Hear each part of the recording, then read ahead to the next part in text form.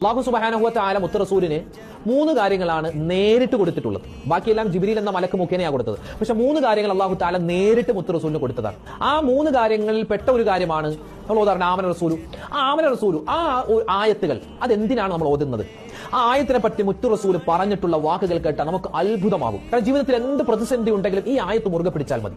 അപ്പൊ ഇൻഷാ അല്ലാഹ് ആമന റസൂലു അത് എങ്ങനെയാണ് ഓതേണ്ടത്, അത് ഓതിയാൽ കിട്ടുന്ന നേട്ടം എന്താണ്? ഇശാ മഗ്‌രിബിന്റെ ഇടയിൽ ആമന റസൂലു അത് ആത്മാർത്ഥമായി ഓതുകയാണെങ്കിൽ അന്നത്തെ രാത്രി മുഴുവനും നിന്ന് നിസ്കരിച്ചവന് കിട്ടുന്നത് പോലോത്ത ഒരു പ്രതിഫലം അള്ളാഹു നൽകും എന്ന് നമുക്ക് ഇതിന്റെ തഫ്സീറുകളിൽ കാണാം. ഒരു സ്വഹാബി നബിതങ്ങളോട് ചോദിച്ചു, നബിയേ, താങ്കൾക്ക് ഖുർആനിൽ ഏറ്റവും കൂടുതൽ ഇഷ്ടപ്പെട്ട ആയത്ത് ഏതാണ്? ആ സമയത്ത് നബി സല്ലല്ലാഹു അലൈഹി വസല്ലമ തങ്ങൾ പറഞ്ഞു കൊടുക്കുന്നു, സ്വഹാബാ, അത് വിശുദ്ധമായ സൂറത്തുൽ ബഖറയുടെ അവസാനത്തെ 2 ആയത്തുകളാണ്. മഹാനായ അലിയാർ തങ്ങൾ ചോദിക്കുന്നുണ്ട്, നബിയേ, ഈമാനോടുകൂടി മരിക്കണമെന്ന് ആഗ്രഹമുണ്ട് എനിക്ക്, എങ്കിൽ ഞാൻ എന്താണ് ചെയ്യേണ്ടത്? ആ സമയത്ത് നബി തങ്ങൾ പറയുകയാണ്, അലിയേ, ആമന റസൂലു നീ ഓതാൻ വിട്ടുപോകരുതേ, എങ്കിൽ ഈമാനോടുകൂടിയുള്ള മരണം നിനക്ക് കിട്ടുന്നതാണ്. എത്രയെത്രയോ പ്രതിഫലങ്ങളാണ് ഈ ആമന റസൂലു എന്ന ഈ 2 ആയത്ത് ഓതിയാൽ കിട്ടുന്നത്. നമുക്ക് കിതാബുകളിൽ കാണാം, ഏകദേശം 10-25ഓളം മഹത്വങ്ങൾ ഇതിന് മഹത്വങ്ങൾ എണ്ണി പറയുന്നുണ്ട്.